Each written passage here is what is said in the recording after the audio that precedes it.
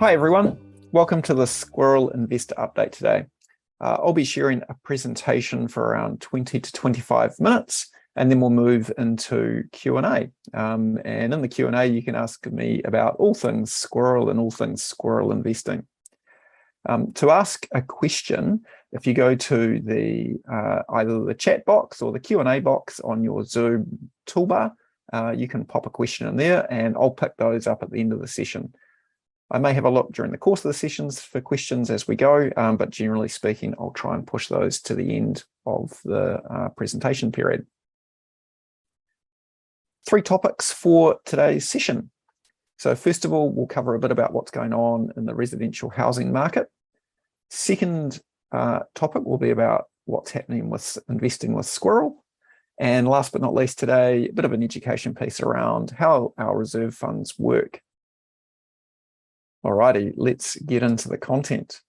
So first of all, we are going to talk about the real estate market in New Zealand. So what are the things that are going on? There's always headlines in the media. It seems to be a hot topic and people pay a lot of attention to it.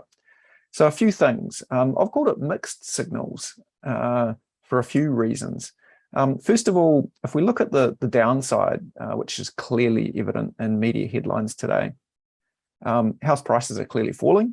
In fact, there were even headlines today out of Trade Me, I think, saying that asking prices were down about 3% relative to last month, which is a pretty big fall in the scheme of things. The graph that you can see on this page looks at the monthly movement in house prices. It's also seasonally adjusted. So there'll be a bit of volatility in amongst that, but you can clearly see for the last, I don't know, let's call it 6 months or so, that house prices have been falling. Second point I'll make is that what we are seeing is the prices being paid by developers for land has fallen quite a bit, particularly in the main centres and particularly in Auckland. Last point is the RBNZ is clearly in a tightening bias at the moment with their interest rates. So they've also clamped down on the amount of higher LVR lending that banks are able to do. And higher interest rates will start to bite over the course of the next 12 months as homeowners roll from what have been historically very low interest rates back towards some sort of level of normality with the interest rates that they're paying. So those are some negative side things. On the other side of the coin, though, we have record low unemployment right now and seemingly insatiable demand. Unemployment's, I think, around 3.2%. It's as low as it's ever been, and there's no signs of that changing yet. Does that mean it won't be different by Christmas? Clearly, there's opportunity for that to change, but right now, we're not seeing that. Next point is we're starting to see wages rising. Economists and the Reserve Bank won't be happy to see that. Otherwise, we get into that wage price spiral. There's risk there. So if anything, that probably means higher interest rates in the short term. And if you look at that inflation data that came out yesterday, that clearly points to further upward pressure on short-term interest rates. Last but not least, although, sorry, I should say wages rising actually helps people pay for their loans. So, you know, in one way, actually that higher wages actually is supporting the housing market, if anything. Last point, fixed interest rates are starting to settle. So at the rates that they're at now, we're not seeing the very large movements that we'd seen in the previous 6 months as those rates trended upwards. Moving on. So using our own data, so this is Squirrel's own data and looking at what we're seeing come through the door on a day-to-day basis. First home buyer volumes are soft. There's a couple of factors in there. One of those KiwiSaver balances have taken a beating over the last 6 months. For anyone who's got a KiwiSaver and been tracking your balance, you will have seen that. We know first home buyers rely a lot on those KiwiSaver balances. So the fact that they're off has put some people off buying. The fact that the banks are also clamping down on higher LVR lending is also not helping that first home buyer market. So a bit soft right now, although falling house prices, I would expect we'll start to see first home buyers start coming back into the market during the second half of the year. The upgraders and the downgraders, that part of the market's moving along okay. We're still seeing plenty of transactions taking place in that space.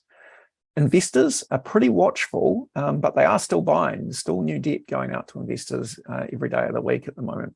And Reserve Bank data actually allows us to track that pretty well at a market level, and also from the demand that we see coming through the door at Squirrel. One thing that is very evident is for anyone in that development type space, council consenting is taking forever. And you've heard about some of the supply issues that have been going around in the market. I expect those will start to resolve themselves during the course of the second half of the year. Councils are having to cope with record levels of consenting at present, so that's making it pretty challenging for them, along with all the usual winter sickness plus COVID. That's also isn't helping. Some things to watch over the course of the next 6 to 12 months. So first of all, migration settings. We know the correlation between migration or net inwards migration and house prices is very, very strong. So at the moment, that migration lever is firmly pressed to low, but with the amount of unemployment and wage price spiral starting to kick in, we may well see government, either the Labor government or the next government, whether it's Labor or National, start to ease those settings somewhat. Second area is unemployment. So, biggest reasons that you see the housing market really start to get put under pressure is unemployment. If people can't make payment or can't make their mortgage payments. Third thing to watch as a lead indicator is card spending. So with card spending, the banks effectively track that. You can get monthly data on that. If card spending starts to tail off, you know that households are starting to adjust their budgets. Now, that's probably a good thing, starting to take a bit of heat out of the economy. And you'd have to say that's a good thing. That's what the Reserve Bank's wanting to see right now. But it will also hurt retail and potentially lead to slightly higher unemployment over time if that card spending stays low for a longer period of time. Last thing, I guess the in-house view here at Squirrel is that we'll probably start to see house prices find a bit of a floor over the next 6 to 9 months. So they're still falling now, still expect them to keep falling as I talked about earlier in the year on my last webinar, but they will start to find that floor, partly because the cost of construction has risen so much that people will start being prepared to pay the prices being asked by buyers, which will see that slide start to reduce. All right, so there's the update on the housing market. Moving into investing with Squirrel. So very happy to announce to you that we've had an unqualified custodial assurance audit completed by KPMG for the financial year 2022, which finished at the end of March for us. On screen, you'll see the opinion issued by KPMG. I will send this out after the webinar and an investor update, so you don't need to read all of that. In our view, though, we've passed that audit with an unqualified opinion. So happy days on that front. Moving on. A couple of other points. So first of all, we've seen home loan and construction loan interest rates for investors continue to rise, and there'll be more of that to come with an OCR announcement last week. We're starting to see the market moving their interest rates upwards, and Squirrel will start to move our rates upwards as well in the coming weeks. Personal loan interest rates are likely to also move up in coming weeks, so keep an eye on that. Seeing pretty strong demand for Launchpad at the moment, so that's the product that feeds into our 7.5% interest rate in personal loans. A lot of that is driven by the fact that the banks aren't really writing any business over 80% LVR right now, so we're seeing some very good quality deals come through from higher income borrowers. Last point here is the Squirrel Monthly Income Fund. So if you recall back to November last year, we launched a suite of managed funds. Squirrel Monthly Income Fund is the headline fund. That's returning currently about 5.75% per annum with distributions paid monthly. And that fund is up to around about $6 million now, having started from a base of 0 back in November. So we're excited to see that moving upwards. Let's get into the loan portfolio performance. So there's a bit of data here, so bear with me for a moment while I take you through it. In the graph on the left-hand, or in the table on the left-hand side, you'll see our home loan investment class, construction loan investment class, and our personal loans. In the second column of data, which is titled investors, so our investors have or hold $15.1 million worth of home loans, and that's spread across 15 loans. If I keep working my way across to the right, and then we'll come back to the other columns, other rows in a moment. So in stock, so if you think about our home loans and construction loans, Squirrel settles loans before we pass them on to investors. So you can see that we've got about 2.8 million of loans in stock if I talk like a retailer, and that's spread across 5 loans. So those loans are waiting for other investors to come through, and as new investors come through and invest money, those loans will pass across to the investor column. Looking at how the loans are performing, we have no loans in arrears at present. There are no loans that are over their term, and we've had no loans default over the lifetime of our home loan portfolio. So you have to say that from a credit perspective, that portfolio is ticking along pretty nicely, and no signs of issues at this point in time for a home loans portfolio. I'll move to the next row down, which is our construction loans. So same set of data. We have $55 million worth of investors invested in that particular investment class. That's spread across 64 loans. So there's some good diversity starting to build up in that portfolio, which is a healthy thing. So lots of loans is a healthy place to be. Squirrel's holding about 13 or almost $14 million worth of loans spread across 15 loans. And as we see investor demand, we pass those across. And so we're putting new loans on the market probably every few days at the moment, to keep that in perspective for the new money that's arriving in onto the Squirrel platform. From an arrears perspective, we have no loans in arrears at present. We do, however, have 3 loans that are over term. So that's where the loan has passed its maturity date. And we're waiting often for councils to issue consent on that basis, or for that loan to be refinanced. For the 3 loans that are currently over term, and that's data as current as at yesterday, so the 18th of July 2022, we expect all 3 of those loans to close out by the end of this month. So are there any particular issues there? No, I don't believe so particularly. One of the big issues is just supply constraints and council consenting processes, which are meaning some of those loans don't close out in time.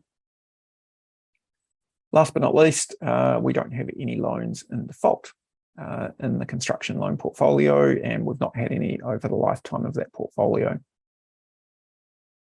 All right, moving into the last row here. So personal loans. So the portfolio balance is at about 12.4 million at present, spread across a large number of loans. Squirrel doesn't hold any of those loans in stock. For any of you investing in personal loans, you'll know that there's a queue of investors waiting for those loans to drop through. So Squirrel doesn't hold any of those loans ourselves. We have an arrears rate of 2.1%. To put that arrears rate in perspective, if we look at the market for personal loans today, so across all lenders that report into Centrix, that market data suggests an arrears rate of between 7.5% and 8%. I think I've mentioned this a number of times before, but I'll say it again. So Squirrel has taken quite a conservative approach to our personal loan and the loans that we write. Largely speaking, we only lend to homeowners who tend to pay their bills. And we see that with an arrears rate, which is about a third or less than a third of what the market rate is. We do have a small number of loans that are over term. Those tend to pay themselves back over a period of time, and they're effectively paying back into the reserve fund. And I'll cover a bit more about that in the last section of what I share today. Last but not least, our lifetime write-off rate is 1.2% in that personal loan space, which is pretty healthy compared to most personal loan books in New Zealand. So overall, my view of the loan portfolio across each of the 3 investment classes, home loans, construction loans, and personal loans, is we're in a pretty healthy shape right now. All right, I'm going to keep moving on. When I get there, there we go. All right, so we're moving into the education part of the session right now. So for the reserve funds, how do they work? I occasionally get this question from investors, so I thought I'd work through an example with you today just to try and demonstrate how the reserve funds work. So what I've done is I've created an example here of, let's say, $1 million construction loan. Let's say today the borrower interest rate is 8.25%, as you can see in that table there. There's a reserve fund levy of 1% on this loan, a Squirrel margin of 1% on this loan, and an investor return of 6.25%. So when I use the term waterfall, that's what you see there. So how much does the borrower pay, and where do pieces come out of that waterfall on the way through? We convert that to what that means on a monthly basis. So the borrower makes a monthly payment, interest-only payment, which would be around about $6,875. I may have rounded that slightly just to keep things simple. Reserve fund levy at 1% equates to $833. Squirrel's margin, the same, which leaves an investor return of $5,209, which is fractionally split between the investors and the loan. So that reserve fund, the reserve fund levy, which is collected each month when the borrower makes the payment on their loan of $833, drops into our construction loan reserve fund for the benefit of that, for the benefit of our investors in the construction loans. Next step then is, let's say that loan, the borrower misses a payment. So day one, borrower misses a repayment on that loan. So no money comes into Squirrel from that payment. No money goes into the construction loan reserve fund from that payment. The reserve fund or the Squirrel platform will recognize that the borrower has missed their payment. The reserve fund then funds Squirrel to make that payment to investors. So money shifts from the reserve fund over to Squirrel, and then money is shipped off to investors at that point. So that all happens on the same day that the borrower misses their payment. So you as the investor, you still receive the funds that you expect on the day that you expect it, assuming that the reserve fund has money available for it to distribute. All right, so 10 days later, on the right-hand side of the screen, the borrower catches up and makes that payment to Squirrel, plus any default interest that might be outstanding and any fees that might be outstanding. Squirrel then collects that payment and pushes that money into the reserve fund. So the payment that the reserve fund has made out to investors earlier is then effectively caught up on by the reserve fund through the borrower catching up when they make that payment on day 10. So if I summarize that again, day one, borrower misses the payment, investors still collect their return, assuming the reserve fund has funds in it. And then on day 10, borrower catches up and the construction loan fund reserve fund is then brought back up to the balance that it was expected. So it's been repaid by the borrower. Okay, moving on. So here's some facts about the reserve fund, or about each of our three reserve funds. So the money in the funds is held in a bank account on behalf of all active investors. It's earning a tiny amount of interest, which is kicked straight back into the fund, but that money is held in a bank account. Okay. Second thing is our systems are fully automated. Okay, so as soon as that borrower misses the payment, reserve fund steps in, the payment is made. That's a fully automated process. Third point, the reserve fund is there to cover missed payments, losses of principal in the event of default. The reserve funds, onto the fourth point, are not guaranteed. Okay, I'll be really clear about this point. So it's not guaranteed that there is money in the reserve fund to meet a missed payment at some future point. Of course, Squirrel's not aiming for that to happen, and we'll talk through a bit more about that on the next slide. Squirrel can call active management, so it's a defined term in our terms and conditions. So Squirrel can divert interest from investors to recapitalize a reserve fund in the event that the reserve fund looks like it's going to become depleted at some point. So there's been a lot of call on a reserve fund, for example, and from the board's view, if that reserve fund looks like it could be depleted, then interest could be diverted from investors to recapitalise that reserve fund. Note, no principal can be diverted. Second to last point, there's full transparency on the balances of each of the reserve funds on the Squirrel website. So if you go to squirrel.co.nz and onto the Invest tab and scroll down that page, you'll see the table that I'll bring up in just a moment, and I'll take you through what that table means. We think it's really important that we give you full transparency of the health of those reserve funds, and therefore we update it. In fact, I think it's updated hourly during the course of the day on our website. Albeit it doesn't move a lot during the course of each day, but you'll see it move from day to day. Last point, the performance of the reserve funds is reported to the board on a monthly basis, along with how the loan portfolios are performing, so that the board can make active decisions as it needs to about how things are tracking. All right, so there's some fun facts about how our reserve funds work. Moving on to the last page, this is the table that you can see on our website. So if you go to the Invest tab on the Squirrel website, scroll down, you'll find this table. I took the screenshot of that table yesterday. So I'll talk you through what this table means and what we look at each day. So if we use personal loans as the example, there's 12.4 million in personal loans that are active loans today. There's just under $800,000 in the reserve fund. So that $800,000 is sitting in a bank account with one of the main trading banks, ready to be called on as required. The next statistic over is the coverage ratio. So that's the total amount in the reserve fund divided back by the active loan book. Now, coverage ratio at 6.4% is very high in the scheme of things. So if we look around the world at other businesses that run a reserve fund model in the way that Squirrel does, you'd say, given the amount or the expected default rates and the amount of levy that we're collecting, that coverage ratio is pretty high. And I think that's starting to show the signs of the maturity that we have in our personal loan portfolio, remembering that portfolio has been running for almost 7 years now. And the reserve funds have done exactly their job.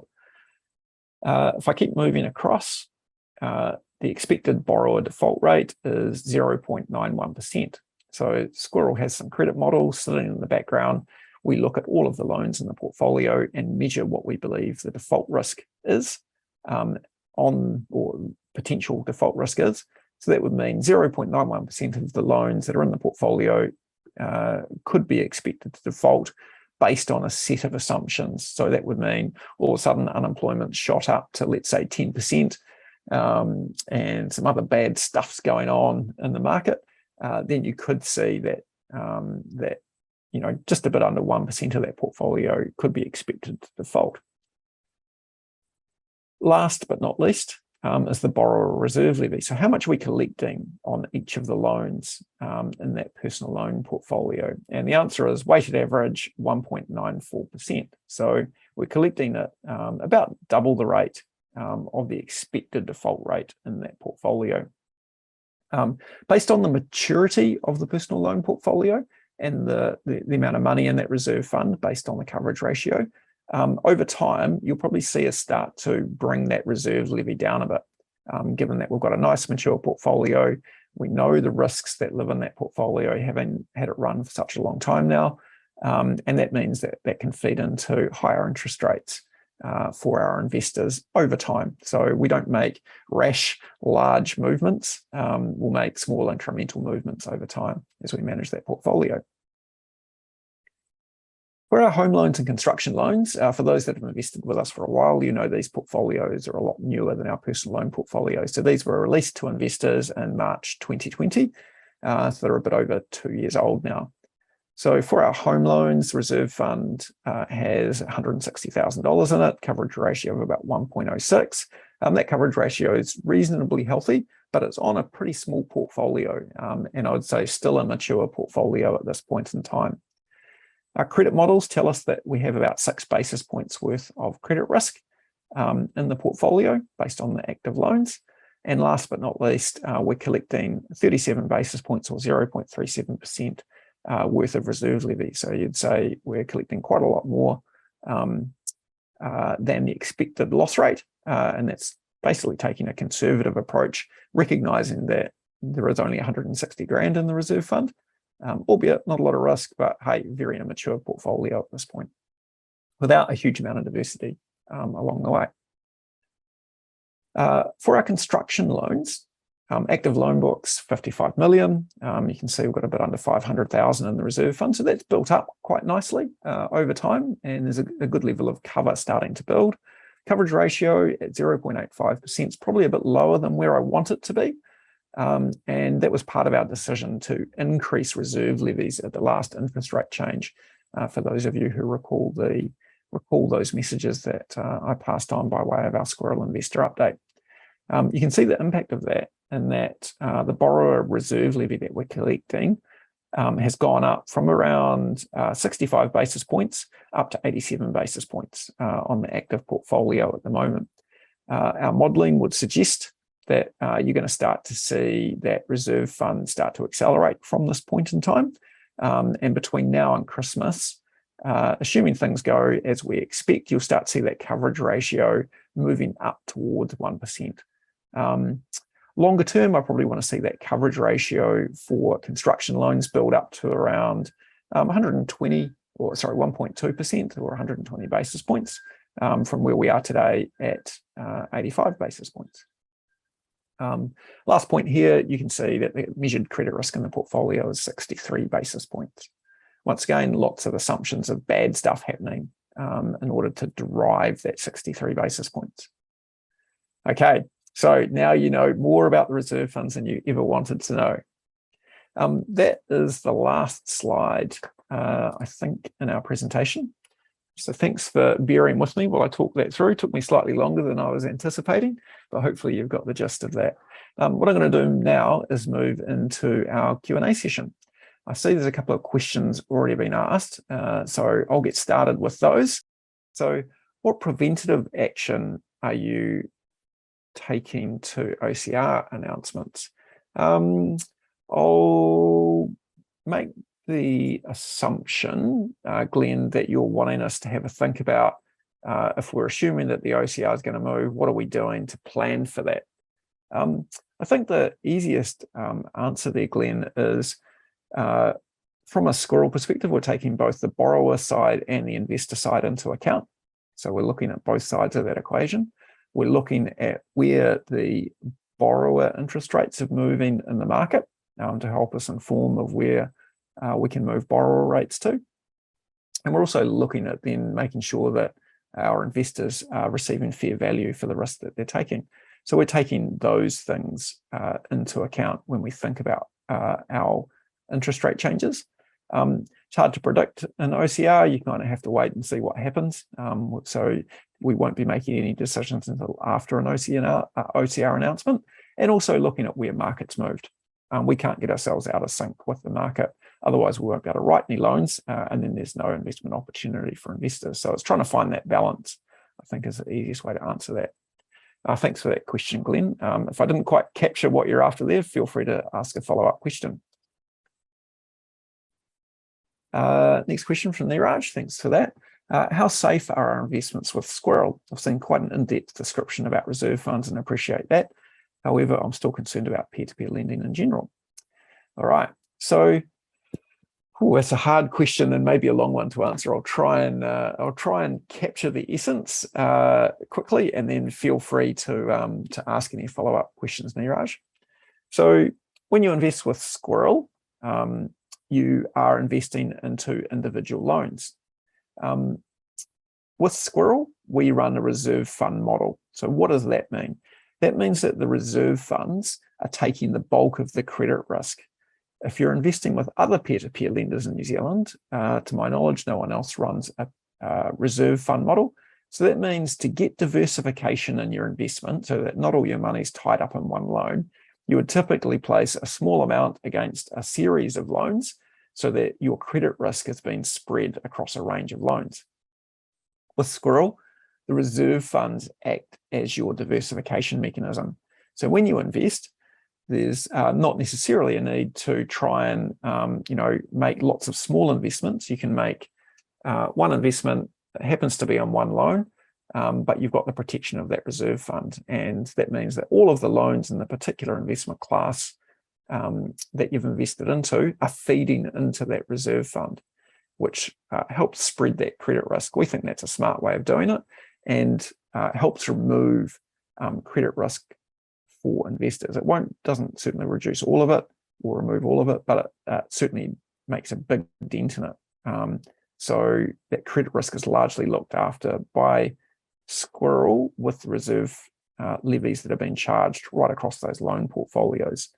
So if you think about risk and you think about peer-to-peer lending, the major thing you want to think about is credit risk.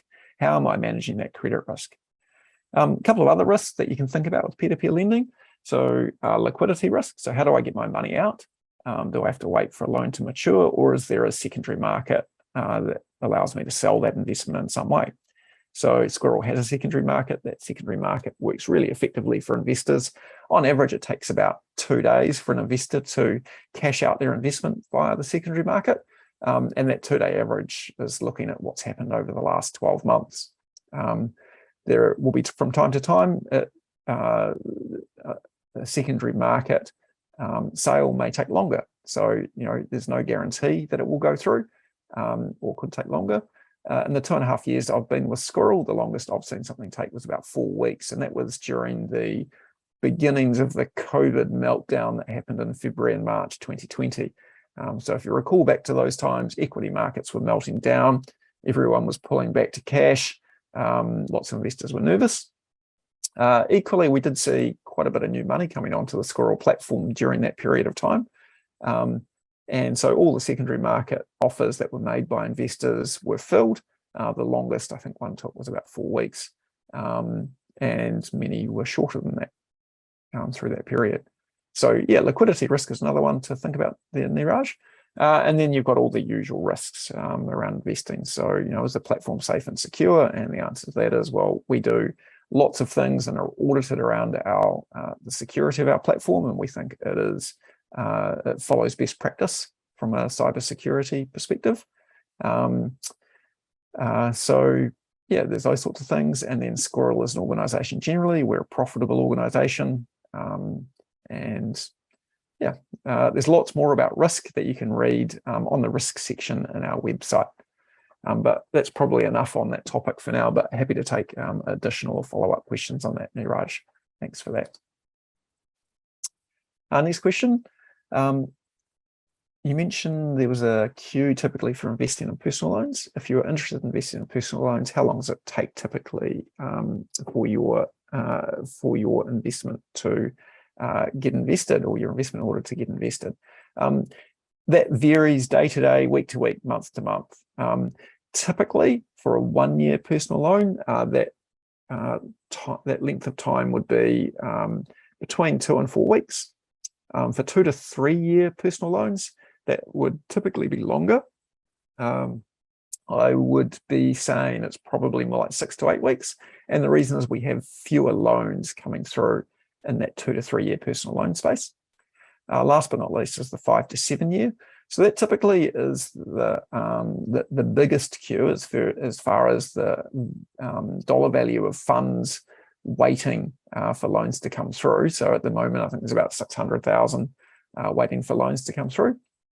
However, it takes about 30 days to get invested as it stands at the moment. If I look back over the course of this year, at times it's taken only 7 to 10 days to get invested in some of those investment classes. Equally, at other times, it might have taken up to 60 days to get invested at different times. And that's from memory over the course of this calendar year. So hopefully it gives you a feel for it. On the Squirrel website, on the invest page, if you scroll down, we'll tell you what the value is of loans that have been settled over the last 7 days, which may give you a gauge, albeit it's backward looking rather than forward looking, but there is information there for you also. Thanks for that question. Next question. What scenarios would trigger Squirrel to restrict or suspend the secondary market? I don't believe that there's a particular situation where we would suspend the secondary market. I think we would always have it available unless there was some technology malfunction, which meant that it couldn't operate effectively. So in all usual scenarios, I believe that the secondary market would be available. Perhaps the follow-up question for that is, when might it take a long time to leverage that secondary market to get your investment out? And the answer to that is probably twofold. So one, the economy is melting down in some way, shape or form. So there's some sort of credit event rolling through in the market. Let's say unemployment rates have gone really high, or a bank's fallen over, or equity markets are melting down. Some sort of, I'll call it large external shock. So it's probably one thing to think about. The second thing to think about would be if Squirrel was in a situation where it needed to call active management on a reserve fund. You would expect that would make some investors nervous at that point, and there may be less investors coming in to invest at that point. So we're very conscious of that, which is why we believe we act in a conservative way as far as how much money is being reserved into those reserve funds. So those are the two scenarios under which typically it could take longer than usual, if I frame it that way, for the secondary market to operate. Thanks for that question. Alrighty, moving on to the next one. Question from Dave. If the OCR were to increase another 1 to 1.5% by the end of the year, what risk do you see in borrowers beginning to default, especially in the construction loans? All right. I'll answer this question for personal loans and home loans first, and then move into the construction loans. So for personal loans and home loans, the biggest fear in that space would be unemployment. So that's a number that I keep a pretty close watch on. Modelling that we've done at different stages over the last 2.5 years would suggest, for example, that the personal loan reserve fund could absorb a double-digit unemployment rate for a 12 to 18 month period without too many issues. Beyond that, things would potentially start to get a bit tricky. Okay, so that's what I would see for personal loans. Home loans, from that perspective, once again, unemployment's probably the big factor to keep an eye on. Remembering though that for personal loans, roughly 90% of those loans are secured. For home loans, we've got first mortgage security over those properties. So if the borrower defaults, we do get to sell that property for home loans. And on average in the portfolio, the LVR on those loans is around 60%. Okay, so there's quite a lot of equity in there. So worst comes to worst, we sell the property. We'd expect that principal and interest would be repaid back to investors and to the reserve fund, should the reserve fund have chipped in along the way. For construction loans, what are the risks around construction loans? Probably less to do with the movement in interest rates and more to do with a minor developer's ability to sell a property at the end of the construction process. So they may have faced increased costs in materials, for example, on the way through the build. They may have been slowed down by council, and maybe that collectively adds 2 to 3 months to how long a property might take to ultimately finish and sell. The additional interest that they're paying over that period is unlikely to be the thing that causes them a problem. It's more likely that they are struggling to sell a property in that situation. We know for a good portion of the loans on Squirrel's book that there is already an end buyer for those properties, not in every situation, but in many of the situations. And we also take LVR into account. So on average, the LVR on the construction loan book is about 61% at present. So there's quite a bit of equity there in those loans as well. We've got first mortgage security in place. So if everything's gone bad, we take that property to mortgagee sale and look to sell it to recover the funds for investors and the reserve fund. So risks in that space. More about the I'll call it the developer being able to sell the property at the end of that process. The other thing that Squirrel does, so as you'll probably be aware the maximum loan size is $2 million. So we've really limited the size of the construction loans that we're doing. That's very deliberate, keeps us at that small end of the scale, which means if a project does go bad, we're not faced with 10, 20 or 50 houses in a development that need to be dealt with. We're dealing with one single house, or maybe it's a couple of townhouses. That would be the situation. So if I put my doom and gloom hat on for construction loans, it's more about the developer selling the property at the end of the process. Good diversity in that loan book also. So we're at 60 something loans funded by investors today. I still want to see that grow further. There's some really good construction loans in there with confirmed end buyers. Those things tick along really nicely, and I don't expect those to change. Thanks for the question, Dave. Great question. And once again, if there's follow-ups, feel free to post a follow-up question in there. Next question from Jennifer. What happens when a loan does default? Does the reserve fund pay back the whole loan still owing, assuming this was the only default loan, or will it only pay a percentage of the loan? For our home loans and construction loans, we're going to assume that the loan defaults before the end of the term. We're likely to see trouble before that point, and it's going to default in that period. So at that point, the loan's in default, the borrower is not making payments. The reserve fund will continue to pay investors through to the end of the term of that loan. And at the end of that term, in theory, Squirrel will have sold that property. That money comes out and is returned back to investors at that point, and the reserve fund is recapitalised from the payments that it's made out to investors in interest in the meantime. So that's how that process works. I talked through that quite quickly. If there's follow-up questions on it, Jennifer, please feel free to ask. Key thing is reserve fund is funding the interest payments on that loan through to the point at which Squirrel's been able to sell the property to recover the principal. If at the end of that process, so let's say Squirrel's gone to mortgagee sale, we've sold the property, and let's say there's a deficit between the amount that gets returned and the amount of principal that's been invested by investors, then the reserve fund would kick into gear. So if I work that through in an example, and excuse the maths, I'll try and do this on the fly. Let's say it's $1 million property. There's an $800,000 loan against the property. We take that property to mortgagee sale, and we get back from it $750,000. At that point in time, the difference between the $800,000 plus any interest that investors are owed and the $750,000 that we've recovered by selling the property is made up by the reserve fund. Okay, so when you think of it in those terms, the value of the property through the mortgagee sale process is going to have dropped quite a long way, and for there to be a loss once the mortgagee sale process has rolled through. Could it happen? Absolutely, it could happen. We plan for that, and that we build into our credit models to figure out how much we're going to reserve against each particular loan.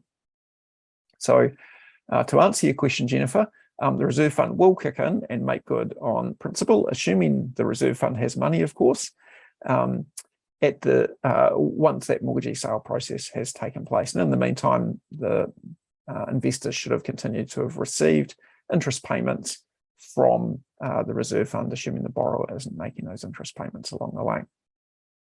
Good question. Thanks, Jennifer. Next question. Why do you think Squirrel hasn't got the uptake in the market as expected? As in, why haven't we seen more investments from people into Squirrel in general? So if I look at our track record here, Niraj, we doubled the volume of investor funding from March 2020 to March 2021. So we started with 16 million in March 2020. We had 32-ish million at the end of March 2021. And at the end of this financial year, we had a bit over 70 million in from retail investors. So we've more than doubled in size in each of the last 2 years. I think that's a pretty healthy growth rate for us. And we're continuing to grow at about that pace month in, month out as it stands at the moment. So we had about $10 million of growth from investors in the last quarter, or the quarter ended June. So seeing good growth. We have the ability to lend more money, courtesy of our mortgage advice team, than we have investor funding. So we're quite cautious with who we lend to, because we can lend more than what we're able, based on the amount of investor funding coming in. We also have a facility in place that allows us to lend in the name of Squirrel, and we're expanding that facility at the moment. So from that perspective, Neeraj, I think we're growing quite nicely at a sustainable and what I would think would be a high quality rate. Would I like more investors to come along? Of course I would. I'd love to have more investors, because it allows us to continue to grow, continue to diversify, and that's a good thing for both investors and for borrowers. Hopefully that's answered the thrust of your question there, Neeraj. Feel free to ask a follow-up. Question from Jonathan. In the unlikely event that Squirrel ceased operations, how would loan repayments to investors be handled?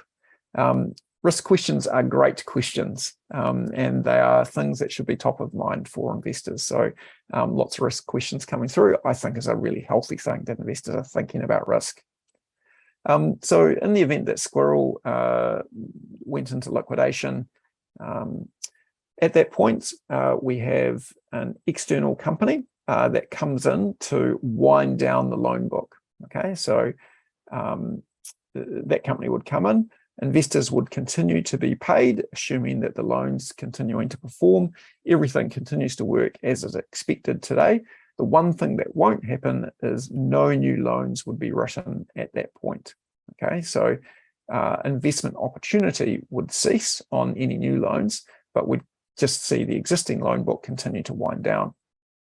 At some point, once the initial liquidation event has gone through and has settled down, then you may find that the company that's liquidating may end up selling the loan book, at which point investors would be paid out. If the loans are performing, the reserve funds are still functioning, at that point in time, then investors will continue receiving their investment returns, because the liquidator will be managing that. And to be clear, there's a specific company that would be coming in to do that. So let's hope that event never happens, and we believe we've got the tools and the processes in place to ensure that that doesn't happen at some point.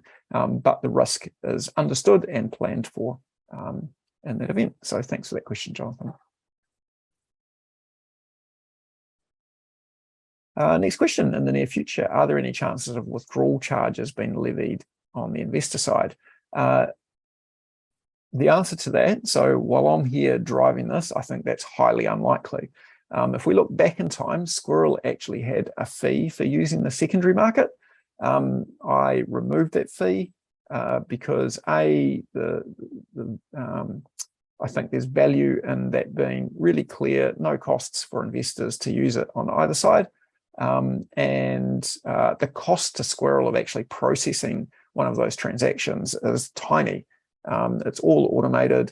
There's very little that we're doing to manage those transactions, so our real cost is pretty close to zero. So I didn't see benefit in charging investors for those fees.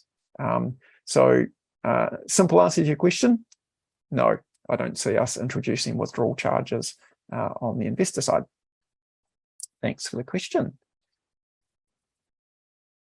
All right, next one. Does Squirrel have the ability to step in and buy loans on the secondary market, the reverse of what it does normally? The answer is yes. So Squirrel can step in and buy loans, and from time to time we will do that. I think I may have mentioned that Squirrel can lend in its own right, so we have money available that allows us to drop into the market and buy loans. And from time to time we will do that. It doesn't happen very often though. Once every 3 or 4 months, maybe something like that would happen, I'd expect. So that would be irregular, not unheard of. And yeah, if we've got spare money lying around, we understand the risks as well as anyone does. So we're happy investing back in those loans. Thanks for the question. Under the reporting section in the investor portal, what are the specialised loan headings referring to? So specialised loans, they are for wholesale investors. So we have a group of loans that are where investors are taking credit risk on those loans rather than having coverage from the reserve fund. So they tend to be higher risk type loans. So that's what the specialised loans are there for. There's specific wholesale investors that we work with from time to time who are prepared to take much higher risk and take full credit risk on those loans. And we work with them individually on that. There's a section on our website titled Wholesale Investors. You can go and have a look at that if you were interested. Thank you for the question there. All right. Can you confirm your definition of default? Is this a 30-day, 60-day, or 90-day default? 30, 60, or 90-day default. Depends on the situation. So we retain some flexibility based on where a borrower is at to determine whether they are in a state of arrears, whether they're in a state of being over term, or whether they're in a state of default. So depending on the situation of the borrower, all three of those things could apply, or one or other could apply along the way. So if the loan's within its regular term, but the borrower has missed a payment, and they've missed it by 30 days or more, it will drop into an arrears bucket. And that's at 30 days. When is a borrower in default? So typically we would have issued a PLA notice or Property Law Act notice. If they have not remedied that notice within the given time frame, at that point that loan is considered to be in default in that situation. If a borrower is happily making payments on their loan, the loan is over term, but we can see that they're likely to get out. So for example, in the situation that I described earlier in the presentation, where the borrower is just waiting on council consent to come through, in that situation, we would simply, we may just wait and wait for that council consent to come through, and then the loan closes out at that point because the borrower is happily continuing to make payments on that loan. Thanks for that question. All right. Next question from Glenn. How has the CCCFA regulations affected Squirrel? Probably in a couple of ways, Glenn. First one is that on the lending side of our business, or the mortgage advice side of our business, banks have become harder to deal with. Curiously, that's actually had more people coming to talk to Squirrel because it's harder to deal with banks along the way. So there's one kind of perversely positive impact for Squirrel, is that more people are talking to mortgage advisors to get support, given it's become harder to get loans from a bank. On the Squirrel lending and investment side, not a huge amount has changed really. I mean, we're clearly following the law and the new regulations and continuing to lend responsibly as we were before.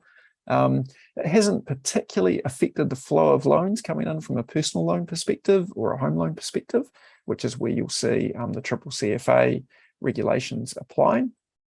So it hasn't had a massive impact that I've seen, other than us having to do additional work. So it's taking us longer to process loans, for example, or process loan applications, and more due diligence required.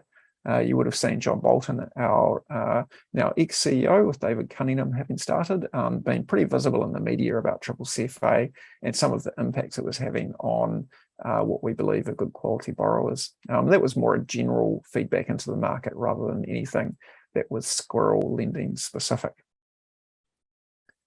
Very good. All right. Thanks very much for that question, Glenn. Looks like that is the last of the questions that I've got here. Oh, one more has just popped back up. So let me, two more have popped back up. So I'll keep going, and I'm happy to stay here and answer questions for as long as you want to keep asking them. Next question. Would Squirrel consider polling relevant investors to understand appetite to increase the size of construction loan reserve fund ahead of current forecasts? Yeah, if you have feedback on that, more than happy to hear it. You can contact me on dave@squirrel.co.nz. Easiest way to do that is via email. And yeah, interested to hear views on that. We have some pretty detailed credit models sitting in the background looking at the risks, the credit risk that we take against all of our lending. Our board reviews this information on a regular basis also. And I believe the settings as they are today are appropriate for the environment and the market that we've got in place. No one can peer into a crystal ball and say we've got it perfect, but I believe we're taking a conservative approach based on the market and where we see things today.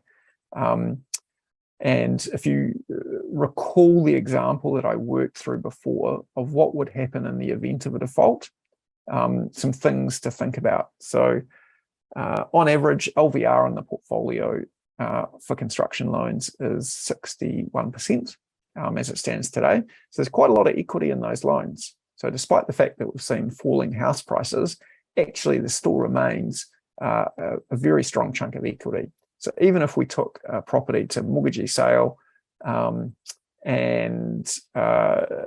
based on where house prices have moved to and land prices have moved to, we still think that in most situations, actually any losses that we come out with are going to be relatively small, okay? Based on the modelling that we've done, the LVR positions that we're in on those loans, and based on the amount that has been fed into the reserve fund every month. Remembering that we're reserving at currently a weighted average in the portfolio of 87 basis points against a measured risk given a bad environment of 63 basis points. So we think that's still conservative. As I mentioned, I still want to see that reserve fund, the construction loan reserve fund, heading upwards. It's doing well at the moment. I don't see any particular default situations occurring in the portfolio. There's nothing there that leads me to believe we've got any major defaults coming through at this point in time. And I will tend to comment on that each month in my investor updates, and happy to comment on that on webinars. But if you have any particular views on construction loans and the amount that we're reserving against them, happy to take individual questions, and you can hit me up on dave@squirrel.co.nz on that front. So thanks for that question. Next one, who do you see as Squirrel's main competitors in this industry? Continue to have reserve fund advantage. How easy is it to be the market leaders? So if we think about the home loan market or lending to homeowners, maybe it would be a better way to describe it. The value of all the home loans in the New Zealand market is $335 billion. The vast majority of that, I'm going off the top of my head, around 320 billion of that is held by banks, or it'll be closer to 330 billion of that is held by banks. So that's the main banks and then all the smaller banks as well. And then there's about 5.5 billion that is held by non-banks. Squirrel would consider ourselves in that same category as non-banks, as would other peer-to-peer lenders. So you've got all sorts of different players in that non-bank space. So you've got people like First Mortgage Trust, you've got Bluestone, Resimac, you've got other peer-to-peer lenders, and you've got Squirrel. So that market's about 5.5 billion. And remembering that the total market is 335 billion. The market is absolutely enormous, and it's way bigger than any other debt market in New Zealand. So if I was to contrast home loans with other types of debt markets, how much does the government owe? So core government debt is around 150 billion. If you look at the New Zealand bond market, so corporate bonds, there's about 40 billion of those. If you look at the capitalisation of the NZX, it's around 150, 160 billion, give or take. All of the banks combined lending to corporates is around 100 billion in New Zealand. KiwiSaver in total is about 90 billion. So if you compare the home loan market at 335 billion, it is absolutely enormous. It's way bigger than any other part of the market. So it's an enormous market. we believe, so Squirrel's approach is to identify niches in the market that are underserved. And we believe with our home loan and our construction loan and our personal loan products, we've identified some pretty nice and clear niches, and we provide, we believe, good quality lending products into those spaces and give you as an investors the opportunity to earn better returns that you can get from, for example, a bank by lending into those spaces. So hopefully that answers your question there. So in total, there are lots of different lenders in the market. Squirrel believes we've got a competitive advantage in the places that we've developed products for. So thank you for the question, and hopefully I've gone some way to answering that one. In terms of Launchpad, if I'm already an investor, do I have to fill in any further forms to invest some funds into Launchpad? All right. So if you want to invest in personal loans, pretty much you join the queue. So there's nothing more you need to do if you're already registered and already investing, except add more funds. All of our Launchpad loans will come into the 5 to 7 year personal loan portfolio. So if you're going to invest, then that's the place you would go. It's worth noting, though, that it's not just Launchpad loans that go into that investment class. So in that 5 to 7 year investment class, you'll also see tiny homes, which we lend on in that class. You will also see homeowners loans that have rolled off their original 1 year term and moved on to a 5 to 7 year principal and interest investment or loan and investment at that point. So Irene, easiest way to access more of that is to get money in the queue in that 5 to 7 year personal loan space.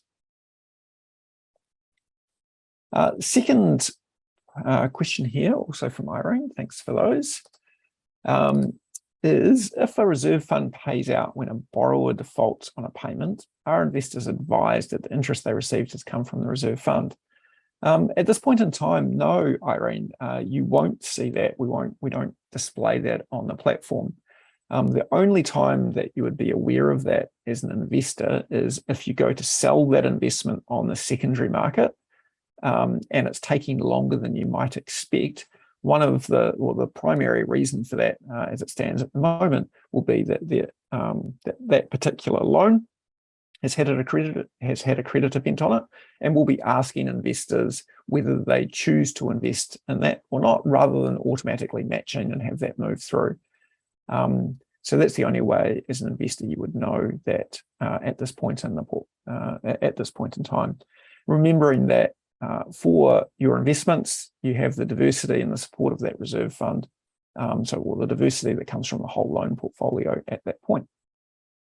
All right, thanks for that question, Irene. Hopefully I've answered both of those okay for you. Feel free to follow up with another question if I didn't quite capture those properly. Next question from David. How much notice would be given when diverting interest from a reserve fund? So at this point in time, we've never had to do that, okay? So let's just be clear that we've never actually had to put active management in place. And the reason for that is we've been reserving or taking a conservative approach to how much we reserve, and the reserve funds have had all the funds that they've needed over time. So how much notice would be given? It would probably be quite short notice from the point at which the board made a decision that active management needed to be put in place to the point at which active management was enacted, like as in 24 hours, I would suggest. The reason for that, if the board's made that decision, then we would look to enact it as quickly as we can practically get it in and turn on those features in our platform. What you are likely to see in the lead up to that is a rise in arrears or defaults in one of the investment classes. So that would be the first sign that things, that credit risk is picked up in the portfolios. So that's why we display that information on our website, both through the reserve fund data that I talked about earlier, and also on the default information tab on our website as well. So yeah, you would get relatively short notice and we would immediately start diverting interest into those reserve funds. And that would be based on a forecast that we would expect a reserve fund is going to run out of money within probably a 12-month period. There is the ability, so if you read through the information in our terms and conditions, there's the ability for us to divert part of the interest or all of the interest. So those sorts of decisions would need to be made by the board at the time. That modelling would also take into account for the live loans in the portfolio, how much has been contributed by those loans, because it's unlikely that all loans go bad at the same time. That just tends not to happen. So hopefully that answers your question there, David. Thank you very much. All right. Hi there, Glenda. Thanks for your question. Are there plans to increase the amount contributed to the reserve funds from the current 1%? So the amount being reserved into each of the reserve funds varies quite a bit. So in that table that I showed you in the presentation just before, maybe I can flick back to that slide actually. Let's see if I can see if I'm clever enough to do that. There we go. So on the slide that you can see on the screen at the moment, the amount that we're reserving is different across each of the three loan classes. So for personal loans, you can see the borrower reserve levy is 1.94%. So that's the amount that's on the far right or top right of the table, 1.94%. So that's for personal loans. For construction home loans, we're reserving 0.37% on that portfolio, remembering that the risk profile, apologies, let's go back there. Remembering that the amount of risk that we are taking, or the measured credit risk in that portfolio, is 0.06% in that portfolio. Last but not least, we've got our construction loans. Measured credit risk is about 0.63 basis points in the portfolio, and we're reserving at 0.87. I expect that we'll probably continue to reserve at about that level. I think that setting is about right. We've spent quite a bit of time modelling and working through that, and I think that's about the right amount. I would expect the coverage ratio to get up close towards 1% by the end of this calendar year, and over time I want to see that coverage ratio probably get to about 1.2, 1.3%, which I'd expect to happen during the course of next year, assuming the portfolio grows at its current rate, and assuming that we don't have any large losses come through in the portfolio from a credit perspective. Thanks for that question, Glenda. All righty, I think we're done there. Okay, so at this stage, another question has just popped up. Thanks, Philip, for that one. Have there been times when an investor has tried to sell or withdraw their investment and there hasn't been another investor willing to take on that investment? So I think this question relates to how well the secondary market is performing. So if I look back across the last, let's say back to the beginning of 2020, okay? So if you remember what was happening there, COVID was starting to arrive into the world, and we started seeing equity markets go haywire. We saw interest rate markets go haywire, and everything, the sky was falling at that point in time. On Squirrel's secondary market at that point, remembering we only had personal loans to choose from at that point in time, it took the secondary market, the longest that I saw a particular investment hang around for was about 4 weeks from memory. So over that 4-week period, those investments got eaten up by other investors introducing money onto the platform and existing investors reinvesting. So we actually saw the longest it took, remembering that markets were all going haywire and everything was bad, about 4 weeks for someone to trade out of personal loans that they were wanting to sell. Okay, so in the 2.5 years I've been at Squirrel, that's the longest that I've seen. This market has operated since 2016, so it's been operating that long. I think what's more interesting is if we look at what's happened over the last 12 months. So over the last 12 months, on average, across all three investment classes, it's taken about 2 days for an investor to exit their investment. Now, averages can be misleading. I'm fully aware of that. The longest that I've seen it take for an investor to exit was about 2 weeks, and that was quite a large investment over what was a slower investment period. So it took about 2 weeks for someone to exit around about $150,000 worth of, I think it was home loans at that point in time.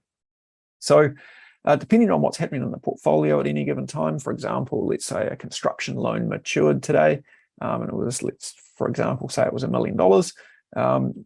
What we're seeing on a regular basis is the vast majority of that $1 million is reinvested over the course of the next few days. So anything that's placed on the secondary market at that point typically gets picked up by other investors very quickly. So on average, it's taking a couple of days, and that couple of days average is looking at all the secondary market trades, excluding when Squirrel uses the secondary market, over the last 2 years. So I think that's a pretty liquid market in the scheme of, I guess, an asset class that is illiquid by nature. So, loans aren't overly liquid, but the secondary market works well with other investors coming along to invest. Thanks for that question, Philip. Next question from Vicky. Can you please explain the difference between the 1% reserves levy in the waterfall slide and the later page? The borrower reserve fund was at a lower percentage for each of the loan categories, the right-hand column. Sure, thanks for the question, Vicky. All right, so if you recall back to the 1% that I used as an example on the slides, shall I take us back to the slide so you can see it? Oh, there it was. So there's the 1%. So remembering this is purely an example. What we do when we assess a loan is we assess the risk. What's the credit risk on that loan? And for each loan, we will reserve a higher or lower amount depending on the risk of that loan. So the one that I've got on the slide here is purely an example. So if we had a higher risk borrower, we would charge a higher reserve levy, which makes sense. So higher credit risk, higher reserve levy, that loan has to contribute more into the reserve fund, and that's reflected in the borrower interest rate that they pay. So, a higher risk borrower might, for example, be paying 9%, and we might be reserving 1.5% into the reserve fund. So that's purely an example. If I now move ourselves back to this slide here, and we say, on average, how much has been reserved into the construction loan reserve fund, and the weighted average reserve levy, if I can split that out, is 0.87%. So that's taking all of the loans in the portfolio, weighting them by the size of each loan and looking at how much we're reserving. So that's why that equates to 0.87%, because it's an average across the portfolio. And in the portfolio, we'll see some loans with a reserve rate that might be as low as, let's say, 0.65%. And you'll see some where we might be reserving as much as 1.5% on that particular loan. And the average that you get out of that off the back is 0.87%. Thanks for that question, Vicky. That was a good one. Thank you for asking that one. All right, next question from David. When placing an order, when it cannot be completed straight away, is there any way of indicating how long in days it would take to complete it? That's a slightly challenging question, David, in order for us to build something on our platform and that answers that question for you.